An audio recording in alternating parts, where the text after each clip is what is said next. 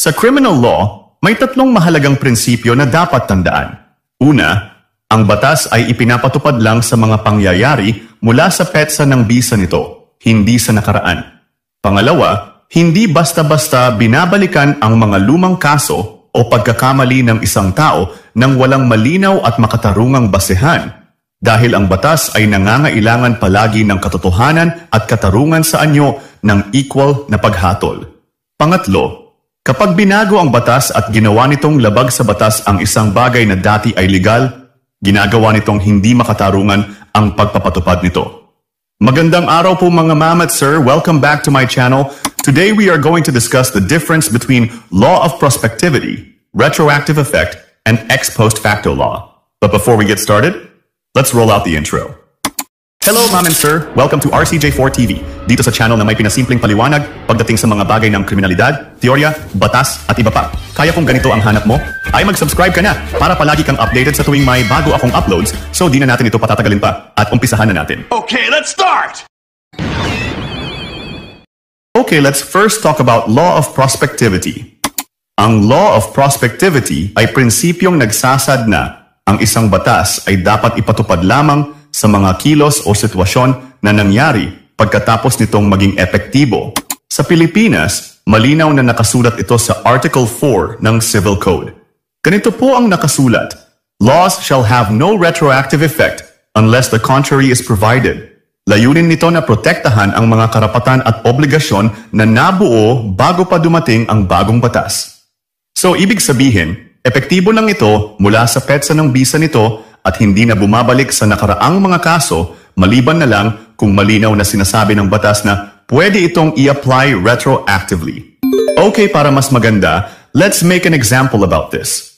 Halimbawa, kung may bagong batas na nagpapataw ng dagdag buwis, ia-apply lang ito sa mga transaksyong magaganap pagkatapos maging epektibo ang batas at hindi sa mga lumang transaksyon. Sa halimbawa na ating binasa, ang dagdag buwis ay hindi pwedeng singilin para sa nakaraang buwan bago pa ipasa ang batas. Pero bakit? Ito ay dahil protektado ng prinsipyo ng prospectivity ang mga naunang ginawa batay sa lumang batas. Next is ang retroactive effect. Sa retroactive effect, ipinapaliwanag na ang isang batas, regulasyon o patakaran ay maaaring ipatupad sa mga kilos o sitwasyong naganap bago pa ito naging epektibo. Sa Pilipinas, nakasaad sa Article 4 ng Civil Code na karaniwan ay walang retroactive effect ang batas, maliban na lang kung malinaw na isinaad ito. Gaya rin naman ng nakasulat sa RPC Article 22. Ganito po ang mga nakasulat. Penal laws shall have a retroactive effect insofar as they favor the person guilty of a felony who is not a habitual criminal. Ibig sabihin, kung may bagong batas na magpapababa ng parusa o magbibigay ng mas magaan na kondisyon, ia-apply ito kahit sa krimen na nagawa bago pa ang batas basta hindi habitual offender ang akusado. Therefore, in general rules, ang batas usually ay nakatuon talaga para lang sa mga pangyayari pagkatapos nitong maipasa. Ngunit kung sinasabi ng batas na mayroon itong retroactive effect, maaari itong magkabisa sa mga naganap na pangyayari noon. Basta't hindi nito sisirain ang mga vested rights o magiging labag sa prinsipyo ng fairness nito. Okay, let's make an example about this. Gamitin natin legal basis ang kaso ni Buiser as true case scenario. In year 1967, si Buiser ay nahatulan ng less serious physical injuries na may subsidiary imprisonment kung hindi ito makabayad ng indemnity. In year 1969, naipasa ang batas na RA 5465 na nag-alis ng subsidiary imprisonment. And year 1982, habang nakabinbin ang kaso, ang Korte Suprema ay nagdesisyon. Dahil mas pabor ang bagong batas sa akusado at hindi naman ito habitual criminal, ang batas ay na-apply sa kaso ni Buiser retroactively, kaya tinanggalan ito ng subsidiary imprisonment. Sumakatuwid ang Civil Code Article 4 at RPC Article 22 ay parehong tungkol sa retroactive effect ng batas, pero magkaiba ang saklaw at application. Sa Civil Code Article 4, ang mga batas sa civil matters ay karaniwang hindi retroactive. Ibig sabihin, ipinatutupad lamang ito sa mga pangyayaring mangyayari pagkatapos maipasa. maliban kung malinaw na sinasaad at hindi lalabag sa vested rights o fairness. Samantalang sa RPC Article 22, ang mga kriminal na batas ay pwedeng magkaroon ng retroactive effect kung pabor sa akusado basta hindi siya habitual criminal, alinsunod sa prinsipyo ng favor to the accused. Sa madaling sabi, parehong nagpo-protect ang dalawang law article laban sa hindi makatarungang epekto ng batas sa nakaraan. And lastly, ex post facto law. Anyways, alam na nating ang retroactive effect ay may mga exception to the rules na kung saan ang batas ay pwedeng i-apply sa mga nangyari na dati. Ito ay pinapayagan lang kung hindi naman makakaapekto sa mga vested rights ng akusado, ang application ng batas ay pabor sa akusado at higit sa lahat, hindi habitual criminal ang akusado. Pero dito sa ex post facto law, bagamat ito ay isang klase din ng retroactive na batas, ito ay itinuturing na bawal at hindi dapat sinusunod at ipinapatupad sa mga kadahilanang, una, ginagawang krimen ang isang gawain na dati ay legal. Pangalawa, pinapatawan ng mas mabigat na parusa ang dating ginawa. At pangatlo, binabago ang rules or ebidensya para mas madaling maparusahan ang akusado. Sa Pilipinas, malinaw na nakasaad sa 1987 Philippine Constitution, Article 3, Section 22, na no ex post facto law or bill of attainder shall be enacted dahil nilalabag nito ang due process of law. Gaya din naman ng nakasaad sa Section 1 ng Bill of Rights. Ang layunin lang naman ng batas ay protektahan ang karapatan ng tao at siguraduhin na equal ang batas. Kung legal ang ginawa mo nun, hindi ka pwedeng parusahan ngayon gamit ang bagong batas. Okay, para mas maganda, let's make an examples. But wait, gusto ko lamang pong sabihin na ang mga lalabas na mga examples natin about ex post facto law ay very hypothetical na mga examples lamang. At ang mga ito ay personal na ginawa para lamang ipaliwanag kung paano nga ba nangyayari ang ex post facto law. Viewers' discretion is always advised. Unang halimbawa, a new law criminalizing a past act. Example, in year 2023, wala pang batas laban sa paggamit ng isang gambling apps.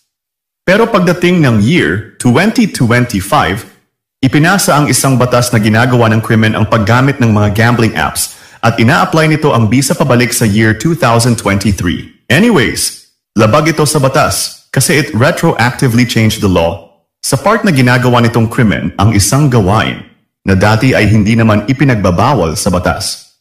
Pangalawang halimbawa, heavier penalty for an old crime. Si Tanggol ay nahatulan ng 2 taon na pagkakakulong sa crime of theft noong 2022. Pagpasok ng year 2025, may bagong batas na nagtataas ng parusa sa theft hanggang 6 na taon na pagkakakulong. Anyways, sa halimbawa na ating binasa, kung ang bagong batas na nagtataas ng penalty duration ay i-apply kay Tanggol, ito ay masasabi nating hindi makatarungan.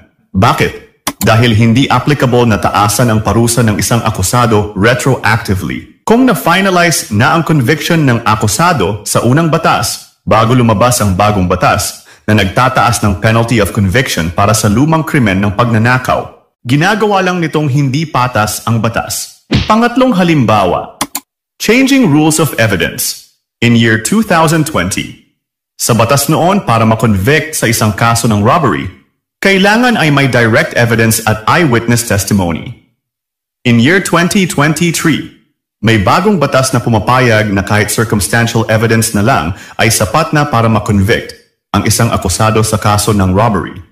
In year 2024, ginamit ang bagong rule laban kay Rigor na gumawa ng robbery noong year 2020 kahit noong panahong iyon ay hindi pa sapat ang circumstantial evidence para sa conviction. Anyways, sa halimbawa na ating binasa, ito ay maituturing din na ex post facto law dahil binago talaga nito ang rules of evidence at ginamit pa retroactively para pumabor sa prosecution at hindi sa akusado. Gaya nga ng sinabi natin kanina, ito ay bawal sa batas sa ilalim ng Article 3, Section 22 ng 1987 Philippine Constitution dahil nga nilalabag nito ang due process of law. And lastly, removing a legal defense. Example, Year 2020, si Danggol ay may valid legal defense. Let's say, meron siyang prescription of crime with the duration of 10 years. But in year 2025, may lumabas na batas na nag-aalis ng defense na ito at sinasabing hindi na pwedeng gamitin ang mga prescription na ito sa kaso. Kung ia-apply ito kay Danggol, within the time he served the prescription of crime, ito ay matatawag din na ex post facto kasi inalis talaga ang legal defense na dati available sa kanya. Kasi kung iisipin nyo mga ma'am at sir, si Danggol is finally convicted and serving the half of his legal prescription which is 10 years. Tapos biglang inalis yun sa kanya dahil may bagong batas na nag-aalis nito? Hindi ito pwede at matatawag pa nga itong unconstitutional gaya ng nakasaad sa batas. Anyways, ano ang pagkakaiba ng tatlo na ating pinag-usapan? Ang law of prospectivity ay prinsipyo na nagsasabing ang batas ay karaniwang ipinatutupad lamang sa mga pangyayari pagkatapos itong maaprobahan. At pinoprotektahan lang nito ang karapatan ng mga tao sa mga aksyon na nagawa nila sa nakaraan.